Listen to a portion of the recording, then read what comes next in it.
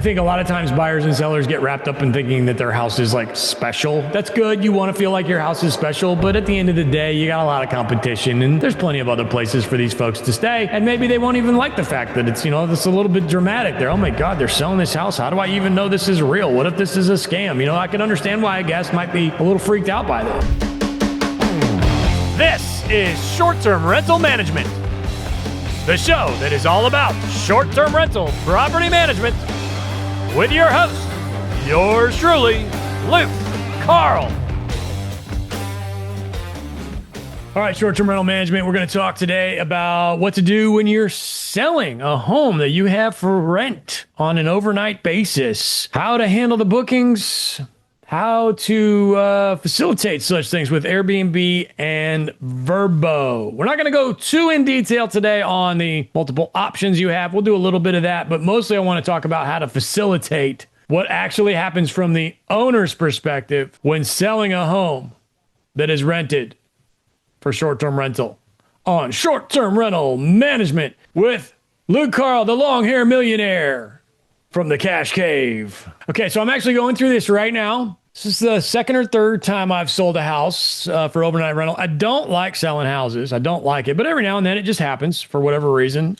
Different circumstances. One time I 1031'd two properties into another property, two small ones into a big one, and that worked out pretty well. We were happy with that. And this one we are selling because it's just a little too far away. We've kind of moved our efforts elsewhere, and we've already purchased another home to replace it with because there was no gain. So not really any reason to exchange it. It was a 2021 purchase, so as you might imagine, no gain. Well, we sold it for just a little bit more than what we paid, and we were happy with that. So to be honest with you, I haven't gotten into the Airbnb details on this one, but I will give you my experience from the past, which I believe are going to be the same. Now, Vrbo has made some changes, so we will get into that. So it used to be in the past, Vrbo was easier, and now Airbnb and Vrbo are pretty similar. And we're just going to cover those two platforms today. They're the big ones, so we'll just cover those two. So with Airbnb, basically you're going to call them up and say, hey, we sold the home. We're getting ready to sell the home in a few days. We've got these bookings. What do you want us to do with them?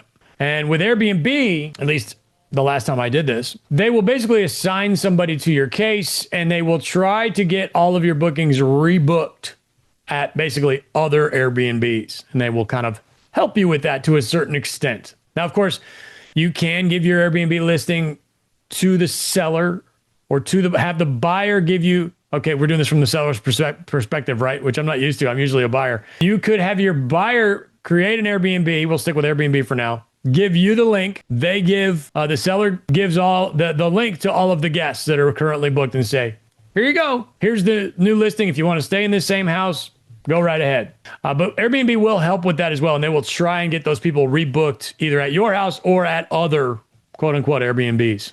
It can be a time-consuming process. In general, it's fairly painless. Now, the downside there is, what if the new host isn't any good? Because, guys, you're not renting a house here. In a lot of cases, you're renting a house and you're renting customer service. It's all about the manager, right? In a lot of cases. In essence, am I saying that you might tell your guests, say, hey, the home will be the same, but we can't promise that the reviews, that they're going to have to start over with new reviews. They're not going to get your reviews. The buyer's not going to get your reviews, not on Airbnb.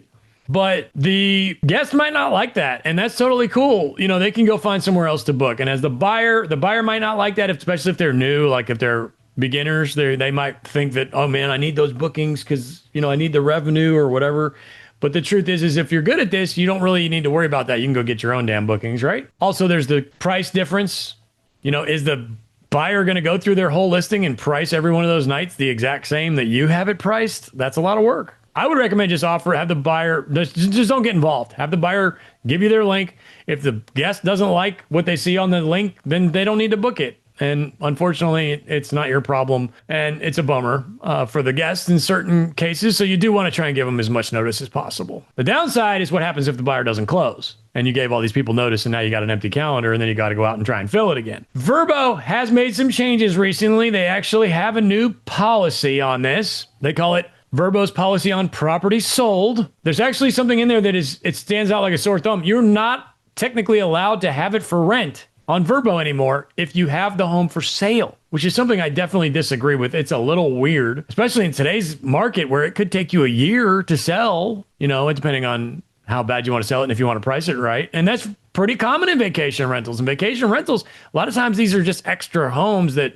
the seller doesn't really care all that much about, but they will sell it for a certain price. So I might have this thing for rent for a year before I get it sold, 2 years before I get it sold in today's market. But technically, Vrbo's new policy is that you are not allowed to have it for rent if it is for sale. I'm actually going to read a few of these policies to you. I'll share screen if you happen to be watching on YouTube. Here's their actual policy. I'll read a couple of these. Property will continue to be listed on Vrbo, and you are in compliance with the listing authority policy. Let me back up a little bit. If you've already listed your property for sale, you cannot accept new bookings unless the following exceptions apply. See, that's where it gets weird. Like, they're trying to tell us that we can't rent it, but you can. So there's a lot of gray areas here.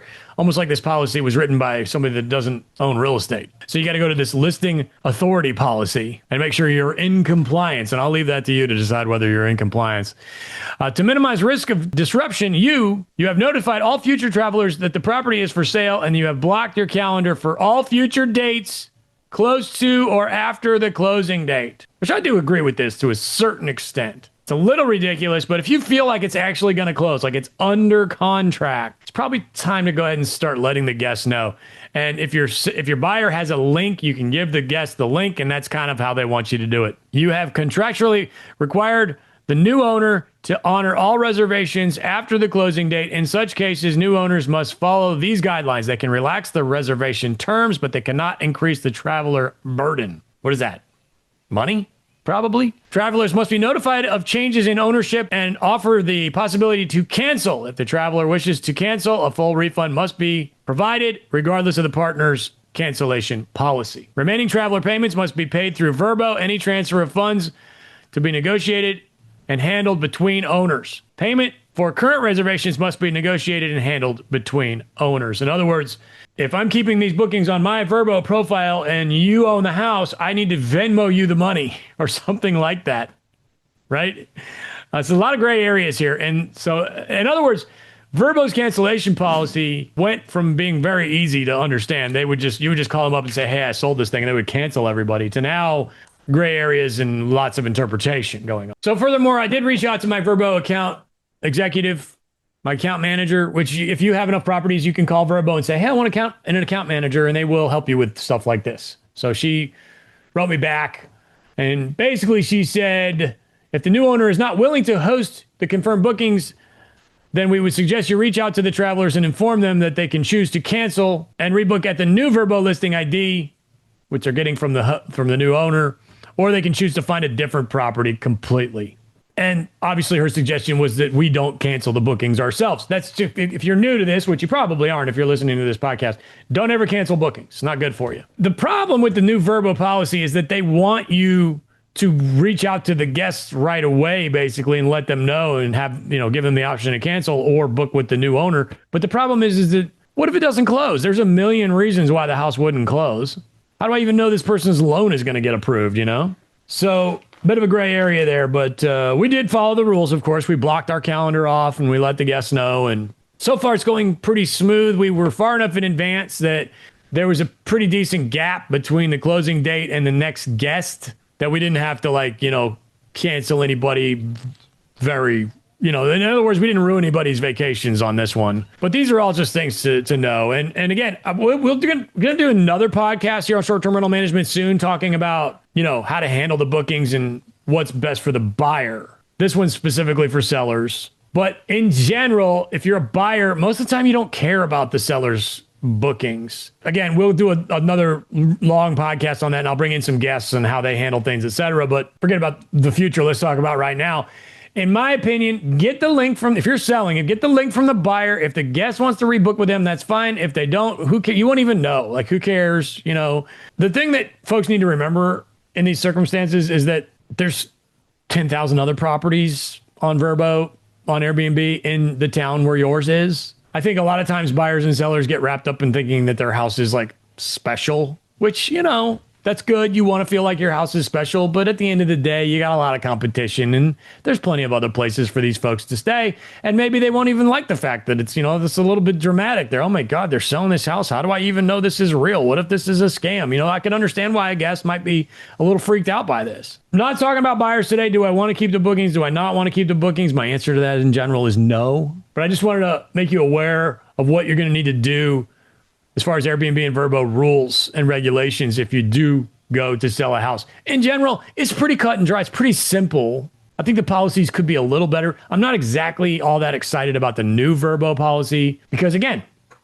what happens if the buyer blows it? Like, for instance, my buyers already had to extend closing, which is not a good sign. You know, there's a decent chance that they could blow it, meaning not close. In which case, you know, you usually keep the earnest money. That's a whole nother conversation for you and your realtor. But we've extended the closing date now another week. So you're telling me that I can't rent the house for that week? I mean, what if it's July at a beach house? It's $1,000 a night. I'm out $7,000, $8,000, $10,000 sometimes for a week. So that's not cool. But long story short, check with Vrbo when you are going to go sell a home. They definitely have kind of stepped up their game on being sticklers on this policy. It used to be very simple with Vrbo. Now they're making it a little bit more difficult. And in general, Airbnb's policy is, as of now, a little more relaxed than Vrbo's. We're going to do another podcast on the same subject from the buyer's perspective with multiple buyers and how they handled the transfer of the bookings. Also, keep in mind, North Carolina, South Carolina, they have there's laws in those two states as to the fact that the buyer has to take the seller's bookings, which, again, I'm no lawyer, but in most cases, it sounds basically like the buyer has to offer it to the guests. If they don't book it, then that's up to them. But they have to be offered to basically the same dates at the same house in the state of North Carolina and South Carolina. I don't know all the laws there. I am not a lawyer. Please check with the state. Please check with your county, especially if you're doing this in the Carolinas, to make sure you're doing everything correctly. So get to know the Airbnb policy, the Vrbo policy. In general, not a huge deal. This Vrbo thing has been a little bit annoying for us, especially since the closing is being extended. By Vrbo's policy, I can't go out there and make $7,000, which really just kind of stinks for them because I'll just go book it on Airbnb. And then, assuming that the closing date that we have right now happens, the new owner will take over. We will give the guests his listing URL, his website with his listings on it, and the guests can rebook with him if they choose. Long story short, what did we learn? Don't sell our properties. Wealth comes when you keep real estate. Okay? But if you ever have to sell, want to know how it works? Here we are. That's why I'm here, baby. Bob's your uncle. Long hair Luke. Cash Flow Carl from the Cash Cave on short-term rental management.